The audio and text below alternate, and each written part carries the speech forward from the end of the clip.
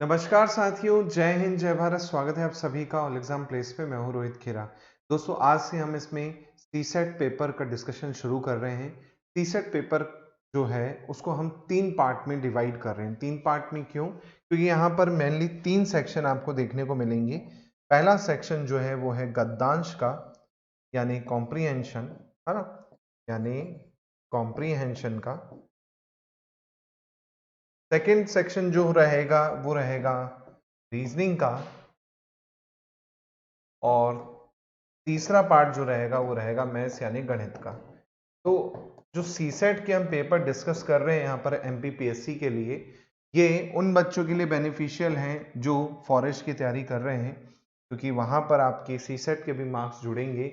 और जो बच्चे केवल पीएससी की कर रहे हैं उनके लिए भी सीसेट इंपॉर्टेंट है। कई बार आपको लगता तो है कि आप निकाल लोगे, लेकिन आपका जीएस पेपर क्वालिफाई हो जाता है और सीसेट पेपर ही क्वालिफाई नहीं हो पाता, क्योंकि मैथ्स कई बार आपको टफ आ जाती है और गद्यांश में आपको टाइम ज़्यादा लग जाता है सॉल्व करने के लिए। तो इसलिए आपका सीसेट बहुत इंपॉर्टेंट है। हम स्टार्टिंग कर रहे हैं सीसेट 2012 से।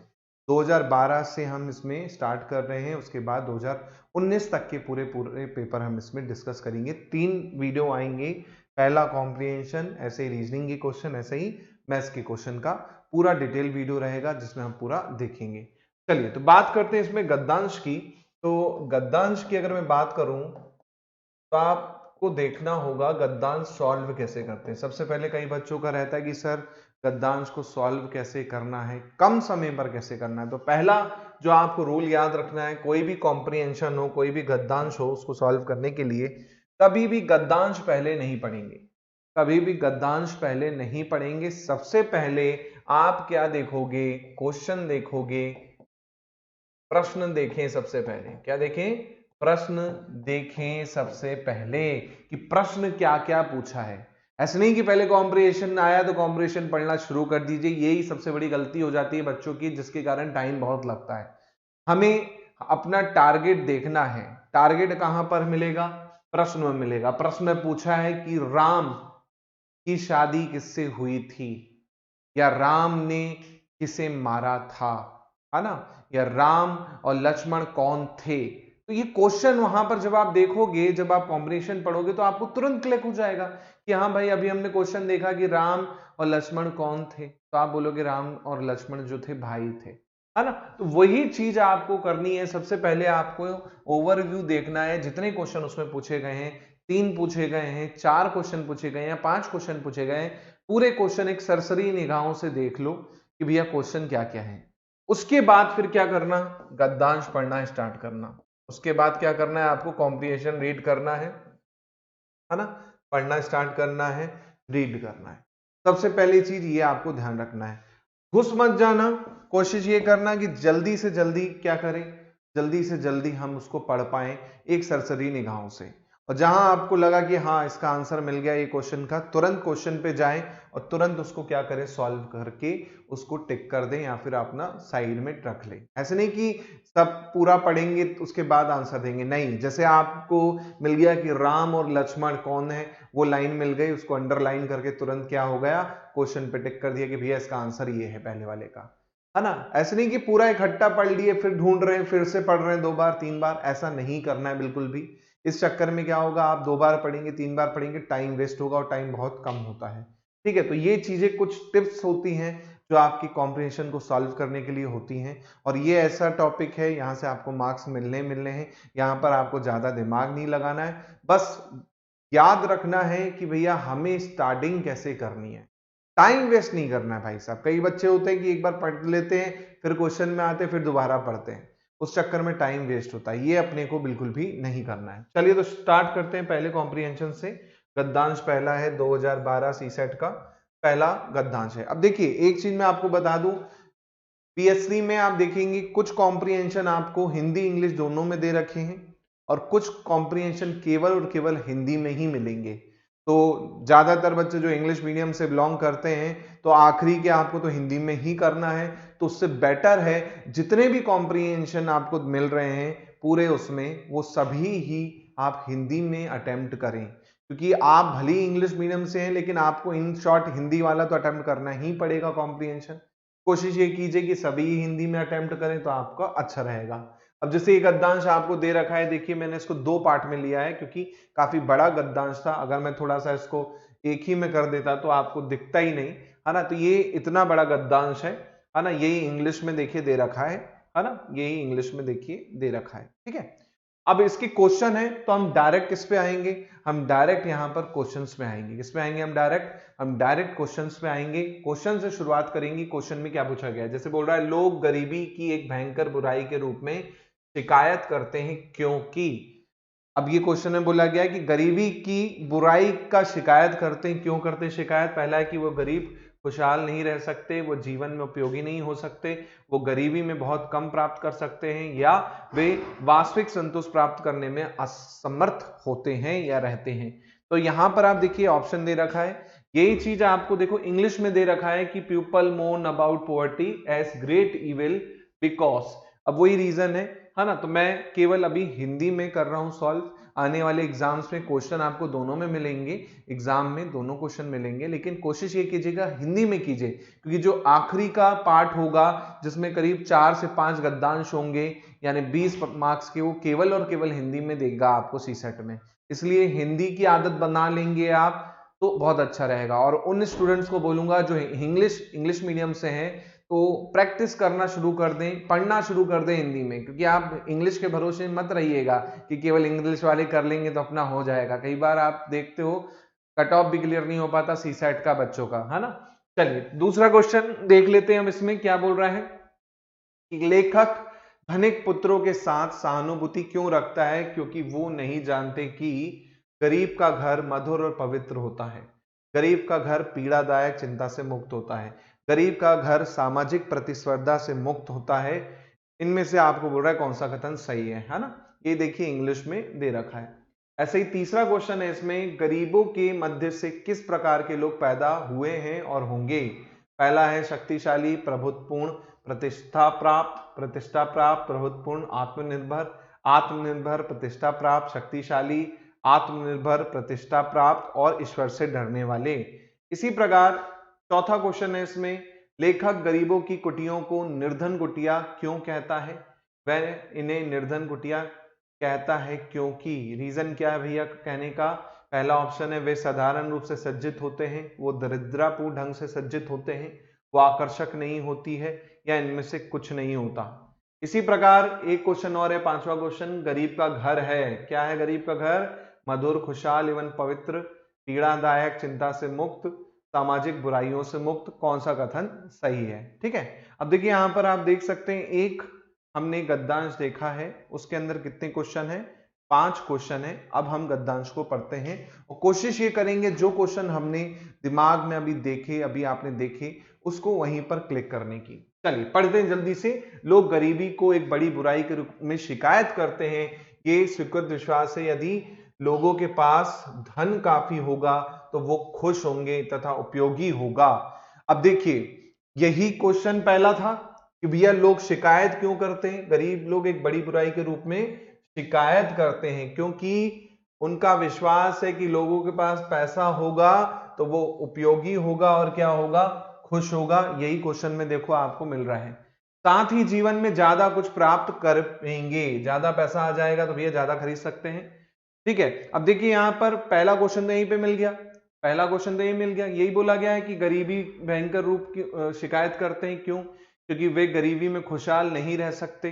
फिर बोल रहा है वे जीवन में उपयोगी चीज नहीं हो सकती, जीवन में उपयोगी चीज नहीं हो सकती। फिर बोल रहा है गरीबी में बहुत कम प्राप्त कर पाते हैं, वे वास्तविक संतोष प्राप्त करने में समर्थ होते हैं। तो इसका सही आंसर जो है वो हो जाएगा क्या, पहला और दूसरा। आप देखिए गरीबी में खुशहाल नहीं रह सकते, क्वेश्चन में लिखा गया कि भैया पैसा होगा तभी तो क्या होगा, खुश रह पाएंगे। देखिए ये लिखा है ना ये लाइन, काफी धन होगा तो खुश होंगे, तो पहला वाला तो इसका सही है भाई साहब। इसी प्रकार दूसरा वाला देखिए, उपयोगी नहीं हो सकता, जीवन उपयोगी नहीं हो सकता, वहीं पे लाइन लिखी हुई है, ये देखिए आप कि भैया खुश होंगे और उपयोगी होगा। पैसा होगा तो खुश होंगे, पैसा होगा तो उपयोगी होगा। तो यहीं से आपको क्या मिल गया, शुरू की 2 लाइन पढ़ने से आंसर मिल गया। अब यही चीज आप क्या करते, पहले कॉम्प्रिहेंशन पढ़ते, बाद में आंसर करते तो फिर तो आपको डबल मेहनत हो जाती, फिर आपको आना पड़ता। इसलिए पहले हमेशा क्वेश्चन देख लें कि क्या पूछा जा रहा है, उससे क्या रहेगा माइंड में, हमें पता है कि ये लाइन पूछी जा रही है, तुरंत आंसर हो गया, कुछ भी टाइम नहीं लगा। चलो एक क्वेश्चन हो गया, आगे पढ़ते हैं इसी में। समानतः गरीबी की सुविधाएं विहीन कुटियों में धनियों के महल की अपेक्षा ज्यादा सच्चा संतोष प्राप्त होता है तथा जीवन से ज्यादा सुकून प्राप्त होता है। मुझे धनिक लोगों के पुत्र पुत्रियों पर दया आती है, उनकी सेवा के लिए नौकर चाकर होते हैं, आगे की व्यवस्था में उन्हें देखभाल के लिए निजी शिक्षाएं होती हैं, साथ ही मुझे इस बात की प्रसन्नता होती है कि ये नहीं जानते कि उन्हें क्या खोया, है ना। तो ये चीज आप देखिए, सेकंड क्वेश्चन यहां पर बन रहा है, सेकंड क्वेश्चन यहां पे बन रहा है। अब देखिए क्या सेकंड क्वेश्चन बन रहा है, ये क्वेश्चन है सेकंड वाला। लेखक धनिक पुत्रों के साथ सहानुभूति क्यों रखता है, क्या बोल रहा है। अब ये सेकंड क्वेश्चन है ना। अब इसमें देखते हैं, पहले पूरा पढ़ लेते हैं आगे, इसके बाद देखते हैं। यहां तक हो गया कि भैया मुझे उन पर क्या आती है, धनिक पुत्रों पर दया आती है, उनके सेवा के लिए नौकर चाकर होते हैं, उनके आगे की व्यवस्था देखभाल के लिए निजी शिक्षिकाएं होती हैं, मुझे इस बात की प्रसन्नता होती कि यह नहीं जानते कि उन्होंने क्या खोया है। अब वो यहां पर बता रहा है, इसलिए मैं जानता हूं कि गरीब एवं ईमानदार लोगों के घर कितने मधुर, प्रसन्न और पवित्र होते हैं। वो पीड़ादायक चिंता, सामाजिक वैमनस्य और ईर्ष्या से कितने मुक्त होते हैं। तो ये आपको मिल गया आंसर, मधुर, प्रसन्न, पवित्र होता है। चलो देख लो यहां पर कौन कौन से ऑप्शन है यहाँ पे। ये देखिए, गरीब का घर मधुर होता है, पवित्र होता है, बिल्कुल। घर पीड़ादायक चिंता से मुक्त होता है, ये भी सही, ये भी सही। पहला दूसरा दोनों सही, पहला दूसरा दोनों सही। आंसर कौन सा हो जाएगा, बी ऑप्शन हो जाएगा। आंसर कौन सा हो जाएगा, बी ऑप्शन हो जाएगा। चेक कर लो भाई, यही है, देख लो एक बार फिर से। पीड़ादायक, सामाजिक व्यय में ईर्ष्या से मुक्त होता है। ये देखिए आप, कितना इजी है। मैंने क्या बोला कि आपको करना क्या है, क्वेश्चन पहले पढ़ लेना है, उसके बाद फिर कॉम्प्रिहेंशन करना है। उससे क्या होगा, आपको तुरंत सॉल्व हो जाएगा। चलिए इसी में आगे देखिएगा, इसी में आगे देखिए कि इनके परिवार के सदस्य परिवार के पोषण हेतु कितने एक दूसरे से जुड़े होते हैं, प्यार मोहब्बत आवद होती है। मेरी धनिकों के पुत्र से सहानुभूति है तथा मैं गरीबों के पुत्र को बधाई देता हूं। इन्हीं कारणों से गरीबों में से कोई शक्तिशाली, प्रतिष्ठा प्राप्त लोग और स्वनिर्भर हमेशा उत्पन्न होते हैं और होते रहेंगे। अब देखिए तीसरे क्वेश्चन का आंसर यह है कि शक्तिशाली, प्रतिष्ठा प्राप्त लोग और स्वनिर्भर। स्वनिर्भर मतलब आत्मनिर्भर, है ना। अब वो नहीं कि सर वहां स्वनिर्भर नहीं लिखा है, स्वनिर्भर मतलब खुद पर क्या डिपेंड होने वाला, यानी आत्मनिर्भर, है ना। मोदी जी ने भी कहा है अभी तो आत्मनिर्भर बनो भैया, है ना। देखो यहां पर तीसरा क्वेश्चन इसी में, गरीबों की पुत्र कैसे लोग पैदा होते हैं, शक्तिशाली हो गया, प्रतिष्ठा प्राप्त हो गया, और क्या हुआ, आत्मनिर्भर हो गया। कौन सा ऑप्शन हो जाएगा, देख लो यहां पर एक बार फिर से देख लो, लाइन क्या है कि भैया कोई शक्तिशाली, प्रतिष्ठा प्राप्त और स्वनिर्भर व्यक्ति हमेशा क्या होते हैं, उत्पन्न होते हैं। ठीक है, स्वनिर्भर, तीन चीज है। चलो देख लो तीन चीज कौन कौन से क्वेश्चन में है, क्या क्या है यहाँ पे कि भैया शक्तिशाली तो है ना, और प्रतिष्ठा प्राप्त भी है और आत्मनिर्भर भी है। कौन सा ऑप्शन हो जाएगा, देखो ऑप्शन नंबर सी हो जाएगा, आत्मनिर्भर है, प्रतिष्ठा प्राप्त है और शक्तिशाली हो गया। ये हो गया आपका क्वेश्चन। अब बताओ कितना इजी है ना, सेल्फ रिलायंट हो गया, इमिनेंट हो गया, स्ट्रांग हो गया। इसी प्रकार चौथा क्वेश्चन देखिए कि लेखक गरीबों की कुटिया को निर्धन कुटिया क्यों कहता है, क्योंकि इन्हें निर्धन कुटिया कहता है। क्यों कहता है भाई साहब, अब देखिए यहां पर क्यों कहता है, ये यहां पर आपको मिल जाएगा पॉइंट, फटाक से देख लो क्या पॉइंट है। हाँ, यदि अमर जिनकी कभी मृत्यु नहीं होती सूची पर दृष्टिपात करेंगे तो आपको पता चलेगा कि इनमें अधिकतर लोग गरीब हैं। यदि आप अमर जिनकी कभी मृत्यु नहीं होती की सूची पर दृष्टि प्राप्त करेंगे, आपको पता चलेगा कि इनमें से अधिकतर लोग गरीब थे। बिल्कुल ऐसे लोगों के बारे में बात कर रहा है। अब इनमें बोल रहा है गरीब कौन है, क्यों गरीब हैं, अमीर लोग, है ना। गरीब ईमानदारी लोगों के घर कितने मधुर होते हैं, सदस्य पोषण होता है, एक दूसरे से जुड़े होते हैं, और यहां पर देखिए एक दूसरे से जुड़े होते हैं, प्यार मोहब्बत के आबद होते हैं। मेरी धार्मिक पुत्रों से सहानुभूति है और गरीबों पुत्र से बधाई है, इन्हीं कारणों से गरीब में शक्तिशाली और ये पैदा होता है, ये बोला गया है। इसके पहले देख लो एक बार। हाँ, समानता, गरीबों की सुविधाएं, विहीन कुटियों में धनियों महल की अपेक्षा ज्यादा संतोष होता है, ज्यादा सुकून होता है। और बाकी चीज देखिए इसमें, साथ ही मुझे इस बात की प्रसन्नता होती है कि ये जानते नहीं इन्होंने क्या खोया है। चल अब देखते हैं इसमें क्वेश्चन, देखिए यहाँ पे क्या क्या है। ये क्वेश्चन है, लेखक गरीबों की कुटियों को निर्धन कुटिया क्यों कहता है?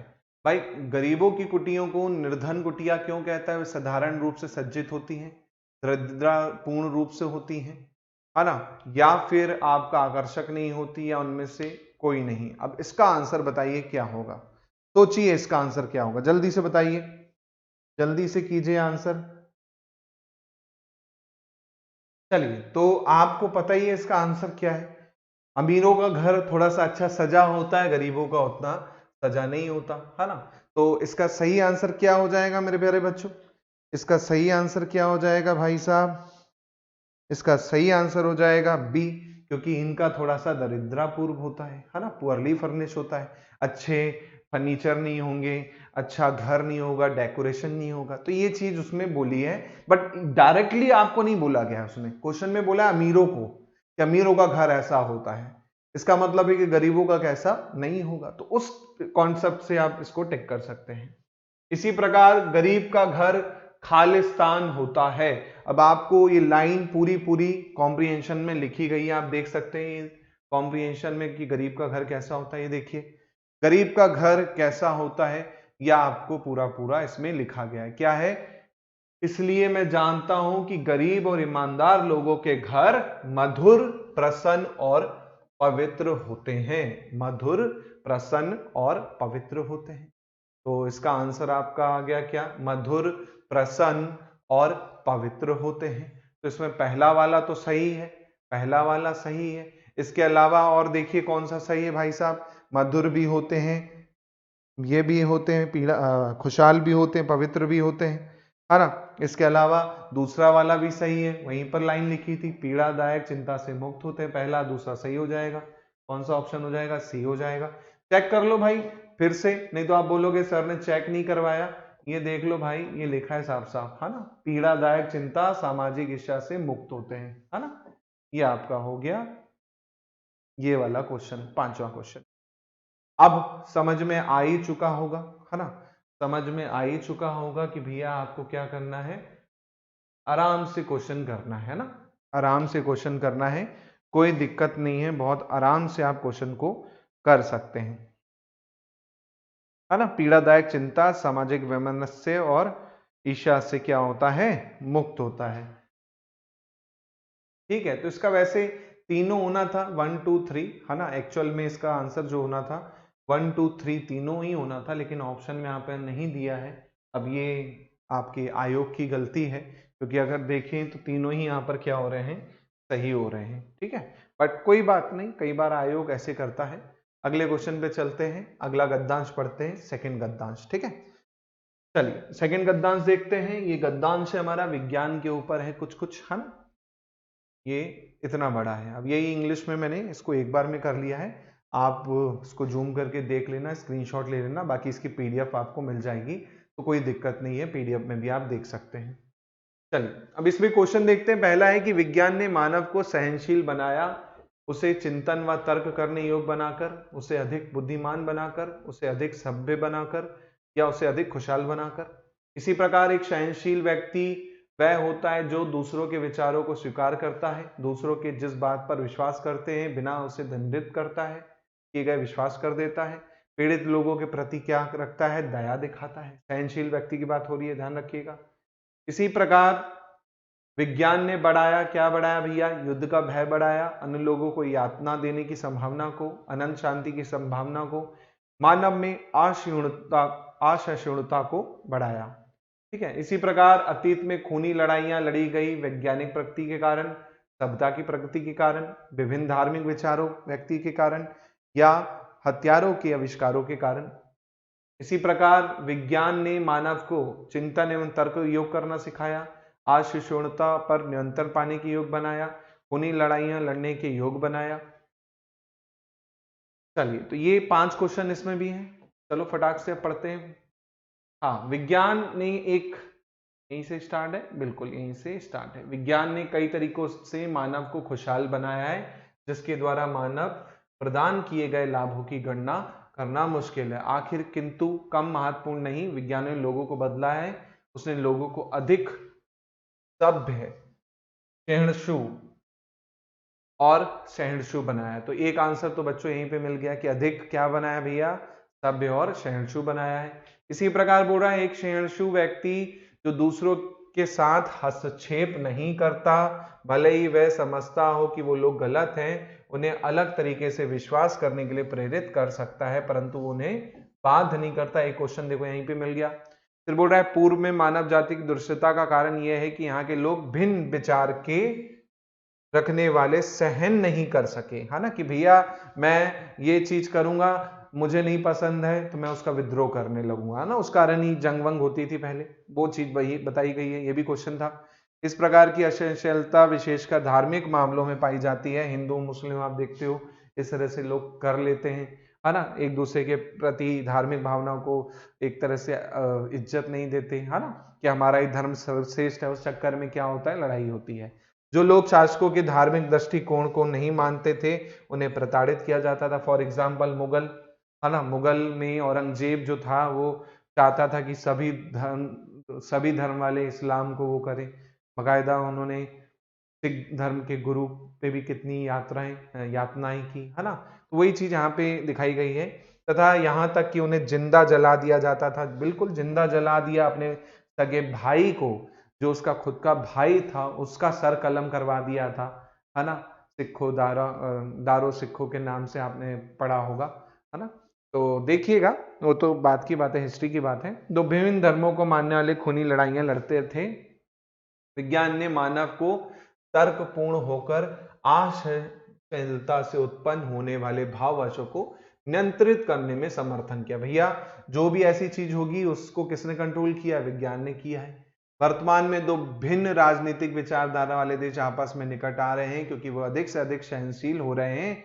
यदि विज्ञान ने युद्ध के भय को बढ़ाया तो उसने अनंत शांति की संभावना को भी बढ़ाया है, जो सहनशीलता से आएगी। तो यहां पर बोल रहा है कि भैया युद्ध के लिए तो बढ़ाया ही बढ़ाया है, लेकिन शांति के लिए भी बढ़ाया है। अब आते हैं क्वेश्चन पे। पहला क्वेश्चन है, विज्ञान ने मानव को सहनशील बनाया। कैसे सहनशील बनाया भैया, अभी आपने इसका आंसर पढ़ा। कैसे सहनशील बनाया विज्ञान ने, चिंतन एवं तर्क करने योग बनाकर, है ना। ये लाइन आपको लिखी गई थी, देखने को मिली, पहली आंसर हो जाएगा इसका, to making him think and reason. चिंतन और तर्क करने योग बनाकर, आप खुद देख सकते हैं, यहां पर खुद देख सकते हैं, चिंतन और तर्क करने योग। ये देखिए यहां पर लिखा है ना, ये लिखा है ना आपको, लोगों को बदला, उसके लोगों को अधिक सभ्य और सहिष्णु बनाया, है ना। तो यहां पर आपको लाइन मिल जाएंगी पूरी पूरी। इसी प्रकार आगे देखते हैं, इसी में अगला क्वेश्चन हो रहा है, एक सहनशील व्यक्ति वो होता है जो दूसरों के विचारों को स्वीकार करता है, दूसरों को जिस बात पर विश्वास करते हैं उन्हें दंडित किए विश्वास करना देता है, या पीड़ित लोगों के प्रति दया रखता है। अब देखिए यहां पर ऑप्शन पे ऑप्शन है ना, ध्यान से देखिएगा इसका आंसर। तो इसका पहला तो बिल्कुल सही है, दूसरों के विचारों पर विश्वास या स्वीकार करता है कि भैया हाँ ठीक है, आपने कहा वो बात मैं मानता हूं। फिर दूसरे की जिस बात पर विश्वास करते हैं बिना उन्हें दंडित किए विश्वास करवा देता है। मुझे भी अपनी बात माननी है तो ऐसा नहीं कि नहीं तू मान जा, मैं हाथ में चाकू लेके खड़ा हूं कि तू तो मानेगा तभी मैं वो कर पाऊंगा, नहीं। ये चीज भी आपके उसमें लिखी गई है बकायदा। ये देखिए यहाँ पर अगर आप देखेंगे अच्छे से, ये देखिए लिखा गया है कि भले ही वह समझता है कि लोग गलत हैं, उन्हें अलग तरीके से विश्वास करने के लिए प्रेरित करता है, परंतु उन्हें बाध्य नहीं करता। मतलब ऐसे नहीं कि चाकू लेके बंदूक लेके खड़ा है कि नहीं तू हाँ बोलेगी तभी मैं तेरे से शादी करूंगा, इस तरह से है, इस तरह से तो नहीं है ना, बस विश्वास दिलवा देता है ना। तो वही चीज यहाँ पे कही गई है। चलिए अगला क्वेश्चन देखिए। नेक्स्ट क्वेश्चन है विज्ञान ने बढ़ाया है युद्ध के भय को, अन्य लोगों को यातना देने की संभावना को, अनंत शांति की संभावना को, मानव से असहिष्णुता को। अब देखिए इसको भी आपको क्वेश्चन में लिखा गया है, लास्ट लाइन अगर आप देखेंगे तो आपको देखने को मिल जाएगा कि पहला और तीसरा दोनों सही है। उसने यही लिखा है कि भैया युद्ध ने युद्ध की भय को बढ़ाया है, लेकिन अनंत शांति की संभावना को भी क्या किया, तराशा है। इसका सही आंसर क्या हो जाएगा, पहला तीसरा हो जाएगा। अब बताओ कुछ है क्या? मैंने बस ये कहा कि आपको बस इत्मीनान से क्वेश्चन पढ़ने हैं, क्वेश्चन के बाद कॉम्प्रिहेंशन पढ़ना है, उसके बाद फिर आपको क्वेश्चन देखना है, अगर भूल जाते हो या कुछ हो जाता है तो, है ना। चलिए अगला क्वेश्चन देखिए इसी में। अतीत में खूनी लड़ाइयां लड़ी गई, क्यों लड़ी गई भैया? ये कारण हो जाएगा विभिन्न धार्मिक विचारों वाले व्यक्तियों के कारण, कि नहीं भैया हमारा धर्म सर्वश्रेष्ठ है, क्वेश्चन ने लिखा था, है ना, विभिन्न धार्मिक व्यक्तियों के कारण। ठीक है, तो ये इसका आंसर हो जाएगा सी ऑप्शन। चलिए आगे देखिए। विज्ञान ने मानव को चिंतन तर्क करने योग्य बनाया, असहिष्णुता पर नियंत्रण करने योग्य बनाया, खूनी लड़ाइयों को लड़ने के योग्य बनाया। अब देखिए इसका तो आपको पता ही है कि भाई चिंतन और तर्क करने योग्य बनाया, बिल्कुल सही है। दूसरा असहिष्णुता पर काबू करने के लिए बनाया है। तीसरा वाला गलत है, तीसरा वाला गलत है क्योंकि वो तो धार्मिक चीजों के कारण हो रहा था, ना कि आपका उसके कारण। आंसर क्या हो जाएगा, पहला ऑप्शन आंसर हो जाएगा। इसी प्रकार अगला देखिए इसी में, science has enable man to, ये तो वही है इंग्लिश में। चलिए तो ये हो गए कितने, 2 गद्यांश हमने किए 2012 के। आगे देखते हैं तीसरा गद्यांश। तीसरा गद्यांश है राष्ट्र हित से रिलेटेड है, देख लो आप, है ना, राष्ट्र की बात हो रही है यहाँ पर। चलिए इस पे क्वेश्चन देखते हैं, क्या क्वेश्चन है। संसार युद्ध से छुटकारा प्राप्त कर सकता है यदि सभी राष्ट्रों के मध्य सहयोग हो, सभी अपने विवादों का निपटारा मित्रवत ढंग से कर लें, राष्ट्र अपने अधिकारों पर अहंकार करें, या इनमें से सभी। इसी प्रकार है, राष्ट्र कब अपने विवादों को मित्रवत निपटाने का ढंग प्राप्त करेंगे? जब कानूनों की अनुपालना करना सीख जाएंगे, जबकि एक साथ कार्य करना सीख जाएंगे, जब वह अधिकारियों पर अहंकार करना बंद कर देंगे, जब वह अन्यों के प्रति उपेक्षा भाव करेंगे। इसी प्रकार राष्ट्र कभी लड़ेंगे नहीं यदि मानव जाति के भले के लिए कार्य होगा, एक दूसरे की मदद करना सीख लेंगे, नियमों का पालन करेंगे, अपनी संपत्तियों पर गर्व करना सीख लेंगे, या असहमत होने के लिए सहमत होंगे। इसी प्रकार सभी राष्ट्र कानूनों की पालना के लिए सहमत होना चाहिए तथा उनकी अनुकल्पना समर्थन बाध्य अनुभव प्राप्त करने चाहिए। इस कथन का पूछा है अर्थ क्या है, तो ये आपको यहाँ पर दे रखा है। चलिए तो इसमें 4 क्वेश्चन है ना, एक एक करके निपटाते हैं। पहला तो देख लीजिए, छुटकारा प्राप्त करने के लिए, है ना, क्या करना होगा, पहला क्वेश्चन ये है। चलिए पढ़िए ध्यान से। गद्यांश तीसरा, इसलिए सभी राष्ट्रों के विद्वान लोग एकत्रित हुए यहाँ विचार करने के लिए, विचार करने की क्या है मैं वे युद्ध से मुक्त करना कोई रास्ता ढूंढ सकते हैं। इसलिए इसके लिए जिस प्रथम बात की आवश्यकता है वह सभी राष्ट्रों के मध्य सहयोग। भैया युद्ध से रास्ता रोकना है, पहला तो रास्ता है सहयोग। सहयोग एक बड़ा शब्द है, इसका साधारण अर्थ साथ साथ काम करना, मिलकर काम करना। यदि राष्ट्र मित्रों की तरह एक साथ काम करना सीख लेंगे तो विवादों का मित्रतापूर्ण क्या कर लेंगे, बंटवारा नहीं, निपटारा कर लेंगे। फिर बोल रहा है एक दूसरे के प्रति ईर्ष्यालु होना, जलना तथा अपने अधिकारों का अहंकार करना, है ना, उन्हें मित्रवत रहना सीखना चाहिए। इसके लिए उन्हें तर्कशील, साथ में विवेकी, एक दूसरे की क्या करना, मदद करना, इसी के साथ साथ मदद करने के लिए उत्सुक होना चाहिए।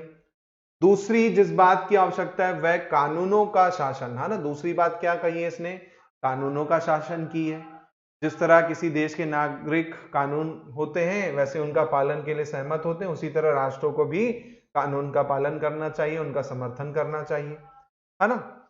इसी प्रकार यदि सभी राष्ट्र मानव जाति के भले के लिए सहयोग करते तो इन कानूनों की पालना करने के लिए सहमत होंगे तो वो कभी भी आपस में लड़ेंगे नहीं और युद्ध नहीं होगा। चलिए अब इसमें पहला क्वेश्चन देखते हैं, पढ़िए। संसार युद्ध से छुटकारा प्राप्त कर सकता है कैसे? संसार जो है युद्ध से छुटकारा प्राप्त कर सकता है कैसे, ऑप्शन में आपको दे रखा है ये कि सभी राष्ट्रों के मध्य सहयोग हो, बिल्कुल ये कहा गया है। सभी अपने वाद मित्रता, ये भी लाइन आपको पूरी पूरी मिली गई है। ये तो गलत हो जाएगा भाई साहब, उल्टा बोल रहा है कि अपने अधिकारों पर अहंकार करोगे तो भैया कभी हो पाएगा क्या? नहीं। तो इसका आंसर हो जाएगा पहला और दूसरा सही, है ना। क्वेश्चन में ये बोला नहीं करना है कि भैया अहंकार नहीं करना है, ईर्ष्या नहीं करना है, अब यहां बोल रहा है कि नहीं करना है, तो गलत हो जाएगा। ठीक है, पहला दूसरा सही हो गया। अगला देखिए, राष्ट्र कब अपने विवादों को मित्रवत निपटाने का ढंग प्राप्त कर लेंगे? अब इसमें आप देखिए क्या क्या दे रखा है, पढ़िए इसको, है ना। क्वेश्चन में ही लाइन लिखी गई है कि जब वो एक साथ क्या करना शुरू कर देंगे, काम करना सीख जाएंगे, उस टाइम पर वो क्या कर पाएंगे, एक दूसरे से मैत्रीपूर्ण क्या कर पाएंगे, वो कर पाएंगे, सॉल्व कर पाएंगे अपनी प्रॉब्लम्स को। ये देखिए यहाँ पे लिखा गया है बकायदा कि मित्रों के साथ काम करना सीख जाते हैं, साथ काम करना सीख जाते हैं तो विवादों का मित्रवत निपटारा करने का ढंग प्राप्त कर लेंगे। तो एक साथ काम करना है मित्रों के, है ना। ये चीज आपको क्वेश्चन में कॉम्प्रिहेंशन में डायरेक्ट लिखी थी। इसी प्रकार इसमें है, राष्ट्र कभी लड़ेंगे नहीं यदि वे मानव जाति के लिए भले के लिए काम करते, बिल्कुल क्वेश्चन में ही लिखा है। वे एक दूसरे की मदद करना सीख ले और नियमों का पालन कर ले, ये भी बिल्कुल सही है ना। दोनों सही यहाँ पर। पहला ये तो बिल्कुल गलत है, गर्व यानी अहंकार हो गया ये तो, है ना। असहमत होने के लिए सहमत होंगे, ये भी गलत हो गया। क्या हो जाएगा, पहला और दूसरा सही, इसका ए हो जाएगा, पहला और दूसरा सही हो जाएगा इसका। अब बताओ कितना इजी है, कुछ है क्या यार इसमें, बताओ, है ना इजी, बन रहा है, समझ में आ रहा है कैसे करना है। चलो आगे देखो, सभी राष्ट्र कानूनों की पालना के लिए सहमत होने चाहिए तथा उनकी अनुपालना करने हेतु उनका समर्थन करने के लिए बाध्य अनुपस्थ करना चाहिए। इस कथन का अर्थ क्या है भाई साहब, इस कथन का अर्थ पूछ रहा है क्या होगा। पहला है कि सभी राष्ट्रों को बाहर से कानून मानने के लिए मजबूर किया जाना, ऐसा कुछ नहीं भाई साहब, मजबूर नहीं कर सकते, स्वेच्छा से उनको करना पड़ेगा, है ना। ये देखिए फिर ये आगे स्वेच्छा, मैंने वर्ड बोला तो सभी राष्ट्रों को स्वेच्छा से कानून मानने के लिए बाध्य का अनुभव होना चाहिए। अब ऐसा तो नहीं है कि मैं इंडिया का नागरिक हूं और मैं कानून नहीं मानूं, मैं अपनी स्वेच्छा से मानता हूं भाई। अब मैं, मुझे चोरी नहीं करनी है तो ये मेरी स्वेच्छा है ना। मुझे डाका नहीं डालना, ये मेरी स्वेच्छा है ना। ऐसे नहीं कि बोल रहा है कि आप मत करो, करो भैया, दंड तो मिलेगा फिर आपको, है ना। तो वही चीज यहां पर कही गई कि अपनी स्वेच्छा से कानून माने वो तो अपना हो सकता है। ठीक है, तो इसका सही आंसर कौन सा हो जाएगा, बी ऑप्शन हो जाएगा। चलिए, तो ये हो गया आपका 3 गद्यांश। अगले गद्यांश पे आते हैं। अब ये जो गद्यांश है ये केवल हिंदी में दिए गए थे, इंग्लिश में वाले गद्यांश नहीं आए थे। आखिरी आखिरी के गद्यांश हैं ये, केवल आपको किसमें मिले हैं, हिंदी में मिले हैं। तो थोड़ा सा इंग्लिश मीडियम वाले ध्यान रखेंगे इस टाइप के जब गद्यांश आएंगे तो। चलिए पढ़िए इसको। मनुष्य जीवन, या डायरेक्ट इससे आई कि भैया गद्यांश के अनुसार मनुष्य की श्रेष्ठता का मूल आधार क्या है, ये पहला क्वेश्चन है। मनुष्य की श्रेष्ठता का मूल अधिकार क्या है? ठीक है, मनुष्य जीवन इस सृष्टि का सबसे श्रेष्ठ रचना है जो गुण और विशेषताएं मनुष्य को प्राप्त हैं, किसी अन्य प्राणी को नहीं। अपनी बुद्धि और पुरुष के बल पर मनुष्य अपने से अधिक शक्तिशाली, खतरनाक, विशाल प्राणियों को भी अपने वश में कर लेता है। अपनी बुद्धि और कल्पना से मनुष्य ने ज्ञान विज्ञान की किताबें ही खोज कर डाली, जिसके कारण मनुष्य समाज सभ्य समाज कहलाता है ना। अब यहाँ पे बोल रहा है उपयुक्त गद्यांश के अनुसार मनुष्य की श्रेष्ठता का मूलभूत कारण क्या है, वो तो यहाँ पर लिखा ही गया है, दिख ही रही है, बुद्धि, बुद्धि और पौरुष और कल्पनाशीलता। तो इसका आंसर क्या हो जाएगा, ए ऑप्शन हो जाएगा। अब बताओ, पढ़ के हो गया ना क्वेश्चन, कुछ दिक्कत गई क्या, बताओ। डायरेक्ट क्वेश्चन था, कुछ भी नहीं है ना। अब ये एक ही है इसके अंदर। अभी दूसरा गद्यांश आ गया, देखिए यहाँ पर दूसरा गद्यांश है ये, पंचायत हमारे ग्रामीण समाज की अति प्राचीन व्यवस्था है। पहले हम क्वेश्चन देख लेते हैं। क्वेश्चन इसके अंदर देखो कितने हैं, 2 क्वेश्चन है इसके अंतर्गत, है ना। पहला है, पंचों को परमेश्वर माना जाता है, क्यों? पंच प्रणाली अत्यंत प्राचीन व्यवस्था है, पंचायत स्थापना के लिए विधान बना है, पंचों का फैसला सत्य न्याय पर आधारित होता है, पंचायत नैतिकता से बंधी होती है। फिर बोल रहा है पंचायत प्रणाली का उदय इसलिए हुआ था, पंचायत युगीन आवश्यकता थी, समाज में शांति व्यवस्था न्याय की आवश्यकता आवश्यक थी, पंचायत की समाज में प्रतिष्ठा थी, या पंचायत इस हेतु निर्मित विधान से शासित होती थी। चलिए अब इस पे आते हैं। यहाँ पे प्राचीन ग्रामीण पंचायत हमारी ग्रामीण समाज की अति प्राचीन व्यवस्था है ना, अति प्राचीन व्यवस्था है। समाज में शांति व्यवस्था न्याय के लिए पंचायत प्रणाली का उदय हुआ, ये क्वेश्चन में मिल गया भाई साहब आपको, है ना, यही पूछा गया है। पंचायत की सामाजिक प्रतिष्ठा सम्मान हेतु विधान बनाए गए, ये भी क्वेश्चन में ही देखो मेंशन है पूरा। इसी प्रकार ये धारणा बलवंत हुई कि पंच परमेश्वर होता है, पंचों का फैसला सत्य और क्या होता है, न्याय पर आधारित होता है, उसे स्वीकार करना सभी का नैतिक कर्तव्य है। यह धारणा ग्राम स्वराज की बुनियाद है। चलिए अब आइए क्वेश्चन पे, पंचों को परमेश्वर क्यों माना गया है, पंचों को परमेश्वर क्यों माना गया है। चलिए पढ़िए, पंचों को परमेश्वर क्यों माना गया है।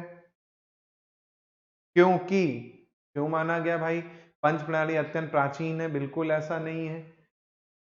फिर बोल रहा है पंचायत स्थापना के लिए विधान बना है, पंचों का फैसला सत्य और न्याय पर आधारित होता है, पंचायत नैतिकता से बंधी होती है। अब देखिए इसमें आपको ऊपर देखेंगे तो मैन एक लाइन लिखी गई है कि परमेश्वर क्यों है ना, पंच परमेश्वर होता है क्यों, क्योंकि उनका फैसला किस पर आधारित होता है, सत्य न्याय पर आधारित होता है। ये लाइन देखिए पढ़िएगा कि पंच परमेश्वर होता है क्योंकि पंचों का फैसला किस पर निर्धारित होता है, पंचों का फैसला सत्य न्याय पर आधारित होता है। तो इसका सही आंसर क्या हो जाएगा, बी होगा, सी होगा, क्या होगा।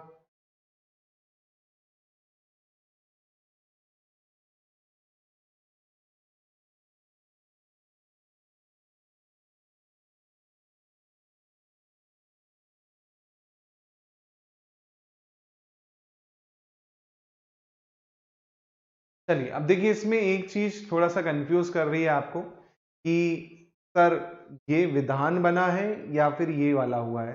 तो जो पहले आए उस पे अपन को फोकस करना है। पहले कैसे, फिर से पढ़ते हैं इसको।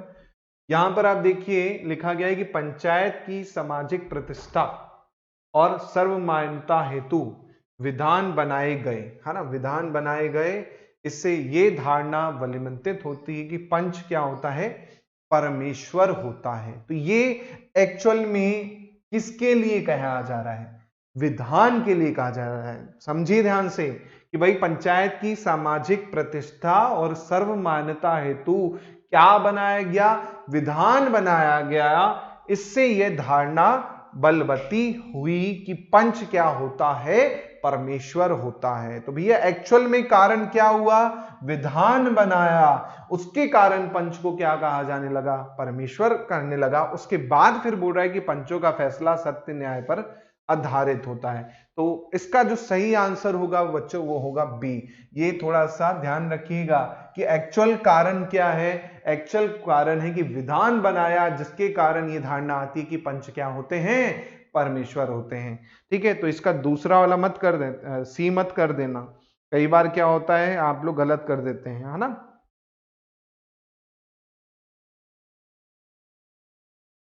और ये एक्चुअल में व्याख्या है। अगर मैं कहूं कि पंचों का फैसला सत्य न्याय पर आधारित होता है, ये तो व्याख्या है कि उसकी क्वालिटी है कि भाई पंच परमेश्वर है। क्यों पंच परमेश्वर है, ये व्याख्या बता रहा है कि भैया हाँ ये चीज होती है। ठीक है, तो ये इसलिए रॉन्ग होगा इसके हिसाब से। फिर बोल रहा है पंचायत प्रणाली का उदय किस उसमें हुआ था। तो ये तो ऑलरेडी आपको पहले ही लाइन में लिखा गया है ना, कि शांति व्यवस्था और न्याय को बनाने के लिए, इसलिए पंचायत बनाई गई। ये तो आप देखिए यहाँ पर लिखा ही हुआ है। हाँ, सामाजिक प्रतिष्ठा और सर्वमान्यता हेतु, इसलिए इसका उदय हुआ था। ये लिखा है शांति व्यवस्था न्याय बनाने के लिए, है ना। ठीक है, ये हो गया क्वेश्चन आपका। चलिए अगले गद्यांश पे चलते हैं। चलिए तो उससे पहले इसका क्वेश्चन पढ़ लेते हैं। गद्यांश के अनुसार साहित्य की क्या भूमिका है। साहित्य जीवन में संवेदना का संचार नहीं करता। पढ़ लीजिए जल्दी से। इसी प्रकार एक ही क्वेश्चन है इसके अंतर्गत। चलिए देखते हैं क्या है। साहित्य जीवन को सांस्कृतिक करता है। वह जीवन में संवेदना विस्तार का आधार बनता है, मनुष्य को विवेक संपन्न भी बनाता है। साहित्य जीवन में अक्षय आनंद का स्रोत होता है, उसमें निहित अनुभूति समाज और व्यक्ति के बीच सामंजस्य को प्रकट करती है। इसमें परंपराएं, इतिहास और संस्कृति का रचनात्मक स्तर पर समावेश रहता है। इस आधार पर साहित्य जीवन बोध को जगाने में सार्थक भूमिका निभाता है। अब बोल रहा है कि जीवन में साहित्य की क्या भूमिका है ना। अब आपको पूरा का पूरा सामने दे रखा है, जल्दी से आप लोग करके बताइए क्या होगा इसका आंसर फटाक से, है ना, जल्दी से बता दीजिए।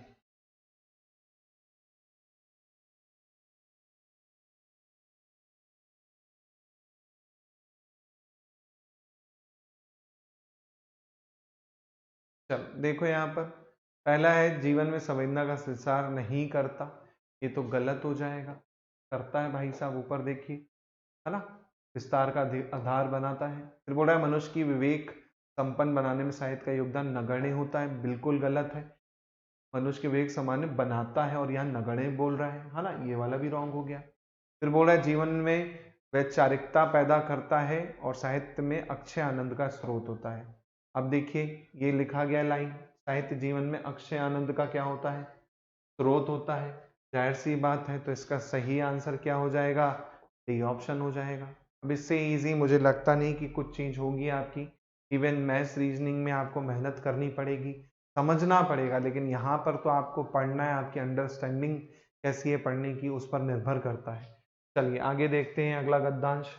ये गद्यांश देखिए, इसके अंदर 1 2 3 क्वेश्चन है इसके अंतर्गत, है ना। पहला है कला और जीवन का अन्योन्य मिश्रित आश्रित का तात्पर्य क्या है। एक दूसरे से पृथक होना, एक दूसरे पर आश्रित रहना, किसी अन्य पर आश्रित होना, जीवन में दोनों उपयोगी होना। इसी प्रकार है कौन सी कला श्रेष्ठ मानी गई है, जो नगण्य अर्थार्थ का चित्रण करती है, जो कल्पना पर आधारित होती है, जीवन उपयोगी होती है, या कलावाद पर आधारित होती है। कवि श्री मैथिली शरण गुप्त ने कवि मर्म के विषय में कहा है कि कविता से मनोरंजन होना चाहिए, कविता से समाज को उपदेश मिलना चाहिए, कविता का उद्देश्य मात्र कविता लिखना है, कविता में मनोरंजन के साथ उचित उपदेश भी होना चाहिए। चलिए अब पढ़ते हैं इसका गद्यांश। कला और जीवन का संबंध अन्यों आश्रित होता है। कलाकार कल्पना और यथार्थ का क्या होते हैं, समन्वय, समाज के समक्ष आदर्श प्रस्तुत करते हैं। इसी कारण जीवन का कला के स्वरूप पर व्यापक प्रभाव पड़ता है। कलाकार जीवन के यथार्थ रूप से ही चित्रित नहीं करता, बल्कि आदर्श रूप को प्रस्तुत करता है। इस प्रकार जीवन का कला पर और कला का जीवन पर व्यापक प्रभाव पड़ता है। कलावाद अर्थात कला के लिए संबंधी विचारों में जीवन के लिए उपयोगी कला ही श्रेष्ठकर मानी गई है। कवि श्री मैथिली शरण गुप्त ने लिखा है, केवल मनोरंजन ही ना कवि का कर्म होना चाहिए, उसमें उचित उपदेश का मर्म होना चाहिए। मानते जो कला को कला के अर्थ ही स्वार्थी करने वाले को ही कला व्यर्थ ही। ठीक है, अब देखिए इसमें क्या है, कला और जीवन अन्योषित है, मतलब एक दूसरे पर क्या है, आश्रित है भाई साहब, एक दूसरे पर क्या है, आश्रित है ना। कला और जीवन, आप कोई भी चीज सीखते हैं तो कला से ही तो सीखते हैं। अभी आपने देखा कोई अच्छी सी फिल्म आ गई सलमान की, तेरे नाम आई थी, देखो उससे इतना लोग सीख गए कि वैसे ही कटिंग रख दी, है ना। वो बात अलग है कि क्लाइमेक्स वाली कटिंग नहीं की, एकदम टकला वाली, है ना, लेकिन जो बड़े बड़े बाल थे इस तरह से, है ना, केवल आंखें दिखती थी, वो वाली कटिंग कर ली। कैसे, कला से आप क्या थे, आश्रित थे। ऐसे कई केस सुने होंगे दृश्यम मूवी पे आधारित, कि भैया दृश्यम के आधार पर प्रेमिका ने प्रेमी को मार के उसके ऊपर चबूतरा बना के सोती थी। इस तरह से घटना आई थी अभी कुछ दिन पहले पेपर में, है ना। फिर बोल रहा है कौन सी कला श्रेष्ठ मानी गई है भाई साहब, कौन सी कला श्रेष्ठ मानी गई है, ये भी आपको क्वेश्चन में मेंशन है। जो क्या हो, जीवन के लिए उपयोगी हो, ये देखो आप लिखा गया है ना। कलाकार जीवन के यथार्थ के चित्रण नहीं करता, वह तो आदर्श रूप प्रस्तुत करता है ना। तो कला ऐसी होनी चाहिए जो जीवन के लिए क्या हो, उपयोगी हो, है ना, वही क्या मानी गई है, श्रेष्ठ मानी गई है।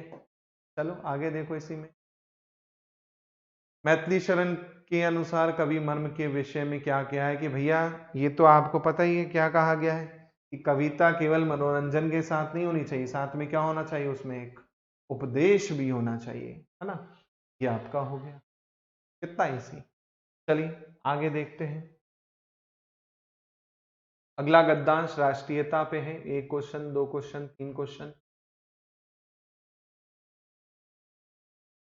चलिए 3 क्वेश्चन है यहाँ पर। एक ये सामाजिक भेद समास पूछ लिया इसमें,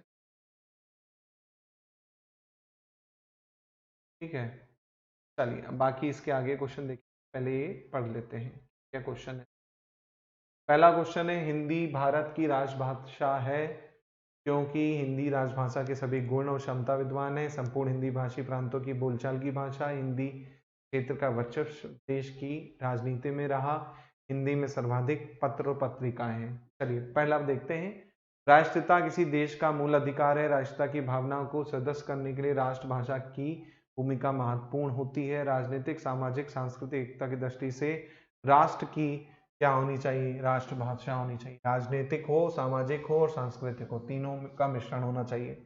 राष्ट्रभाषा ही देश की सभ्यता और संस्कृति की क्या होती है, वाहक और प्रतीक है। आज हिंदी किसी क्षेत्र विशेष की नहीं, पूरे राष्ट्र की भाषा है। इसमें सभी गुण और क्षमता विद्यमान है जो एक राष्ट्र में होना चाहिए। हिंदी भाषियों की संख्या सर्वाधिक है। हिंदी में सर्वाधिक पत्र पत्रिकाओं का प्रकाशन होता है। आकाशवाणी, दूरदर्शन, सिनेमा भी हिंदी भाषा में प्रस्तुत होने के कारण लोकप्रिय, व्यावसायिक रूप से सक्षम है। ज्ञान विज्ञान तकनीकी क्षेत्र में हजारों पुस्तकों की हिंदी में रचना हो रही है। अतः हिंदी भी निर्विवाद रूप से भारत की क्या होनी चाहिए, राष्ट्रभाषा होनी चाहिए। अब देखिए इसमें बोला गया है क्यों होनी चाहिए भाई साहब हिंदी की राष्ट्रभाषा। अब ये आपके क्वेश्चन है। अब इसमें आपको सटीक देखना है कि सटीक रीजन क्या है ना। ऐसा नहीं कि बस काम चलाओ रीजन, है ना। सटीक रीजन देखना है ना। सटीक रीजन क्या है। अगर आप देखेंगे तो बोल रहा है सभी गुण है, कोई फालतू बात है। और ये बोल रहा है संपूर्ण हिंदी भाषी प्रांतों की बोलचाल की भाषा है, ये भी उतना वो नहीं करता। देश में राजनीति तो यार और भी चीज होती है, तो इसका सही जो रहेगा वो है आपका डी, क्योंकि ये क्वेश्चन में साफ साफ लिखा है कि सबसे ज्यादा पत्र और पत्रिकाओं का प्रकाशन किसमें होता है, हिंदी में होता है, इसलिए राजभाषा होनी चाहिए। आप देखिए यहाँ पर कि भैया हिंदी भाषियों की संख्या सर्वाधिक है, हिंदी में ही सर्वाधिक पत्र पत्रिकाओं का क्या होता है, क्या होता है आपका, वो होता है। ठीक है, तो ये रीजन हो जाएगा इसका पहला सही होने का। चलिए फिर है राष्ट्रभाषा की आवश्यकता क्यों होती है। क्या रीजन है कि राष्ट्रभाषा चाहिए हमें, रीजन बताइए क्या होता है, क्यों आवश्यकता होती है। पहला है सभ्यता संस्कृति के ज्ञान के लिए, राष्ट्रीय एकता की भावना के लिए, राजनीतिक कार्यकलाप के लिए, पर विचारों के आदान प्रदान के लिए। तो इसका सही हो जाएगा क्या भाई साहब, बी, राष्ट्रीय एकता के लिए, क्योंकि भाई एक भाषा रहेगी तो एकता रहेगी, यहाँ पे लिखा गया है ना कि भाई क्यों होनी चाहिए हिंदी राष्ट्रभाषा। संस्कृति वाहक के रूप में तो हो, सामाजिक, सांस्कृतिक और राजनीतिक तीनों दृष्टि से अगर देखें तो बेसिकली एकता की बात हो रही है यहाँ पर, एकता की बात हो रही है यहाँ पर, इसलिए आंसर हो जाएगा बी ऑप्शन। फिर बोल रहा है इनमें से कौन सा कथन सत्य है, इनमें से कौन सा कथन सत्य है। चलो देखो,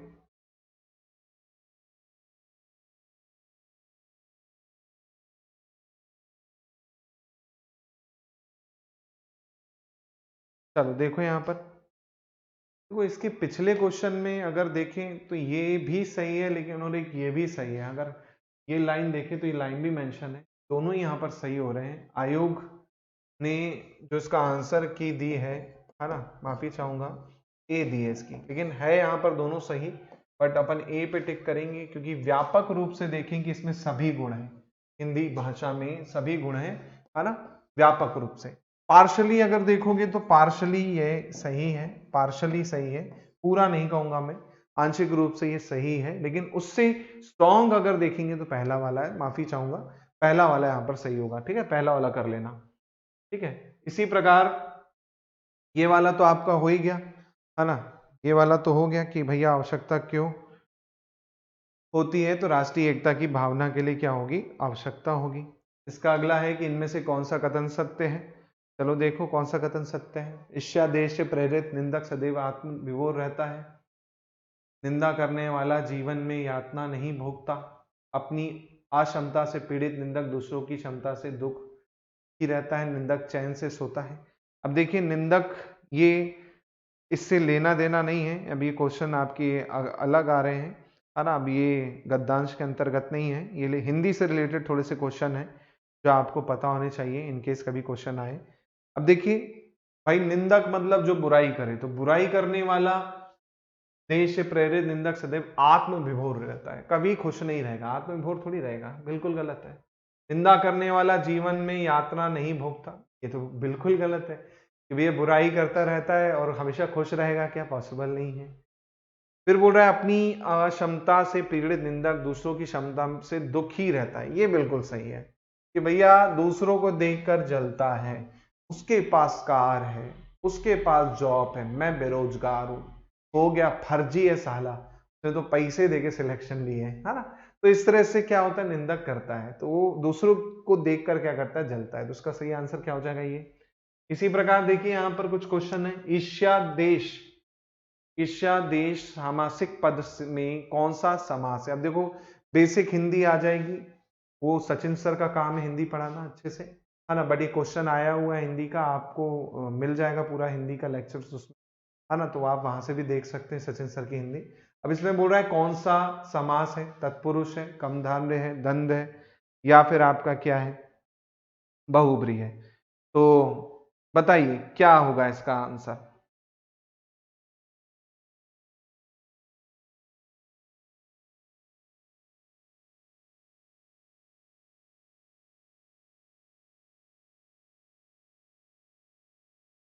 अब देखिए ईर्ष्या देश का मतलब क्या है, ईर्ष्या और देश, ईर्ष्या और देश का मतलब ये है, ईर्ष्या और देश, है ना।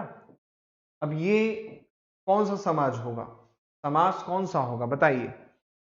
अब देखिए ये जो है ये द्वंद्व समास है ना। द्वंद्व, द्वंद्व मतलब चा, चा का मतलब होता है और, जहां पर और आ जाए, जहां पर और आ रहा हो, ऐसे समास को हम क्या कहते हैं, हम कहते हैं द्वंद्व समास, है ना। तो याद रखिएगा ऐसे समासों का विग्रह करना होता है तो और आ जाए, तथा आ जाए, वा आ जाए, या आ जाए, है ना। ईर्ष्या और देश, भाई इसको अगर विग्रह करेंगे तो क्या निकलेगा, ईर्ष्या और देश। भाई उससे ईर्ष्या रखते हैं, उससे द्वेष रखते हैं, और आ रहा है तो कहीं पे भी और आ रहा हो, तथा आ रहा हो, वा आ रहा हो, या आ रहा हो, तो ऐसे समास को हम क्या कहते हैं, द्वंद्व समास कहते हैं, है ना। ठीक है, तो थोड़ा सा ध्यान रखिएगा। तो इसका आंसर हो जाएगा सी ऑप्शन। इसी प्रकार चांद को देखकर स्वान जैसा भौंकना से लेखक का आशय क्या है। चंद को देखकर स्वान जैसा भौंकना, इसका क्या मतलब निकलता है। चलो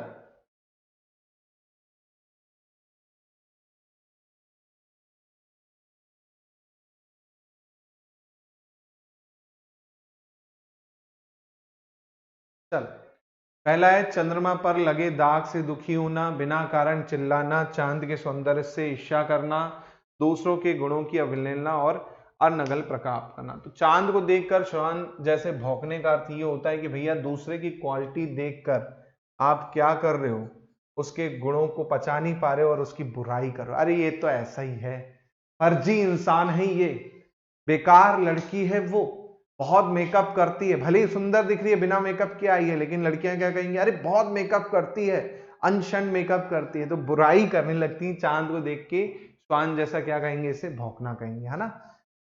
इसी में देखिए और, प्राथमिक अवस्था में चोर क्यों विचलित होता है। भैया प्राथमिक अवस्था में चोर क्यों विचलित होता है, क्या रीजन है चोर का विचलित होना। पहला है सुबुद्धि की आंतरिक प्रेरणा के कारण, भय के कारण, कानून और दंड के कारण, भविष्य के अनिष्ट के कारण। हाँ, क्या रीजन है। चलो, चोर चोरी करने जाता है, आपने देखा होगा कई बार ऐसा होता है कि चोर का मन पलट जाता है। मन यानी अंतर आत्मा, खुद की बुद्धि के कारण क्या होता है, वो प्रेरणा के कारण होता है। तो उसका सही आंसर होता है कि भैया खुद को फील होता है, अरे यार छोड़ दो यार, क्या गलत काम कर रहे हैं अपन। ये नहीं कि भैया भय है, डर नहीं है, डर वाला काम नहीं है चोर में, है ना। कानून और दंड, दंड तो आता जाता रहेगा, लेकिन कई बार क्या होता है अपनी बुद्धि का यूज करते हैं, अरे यार नहीं करते यार, छोड़ हटा देते हैं, है ना।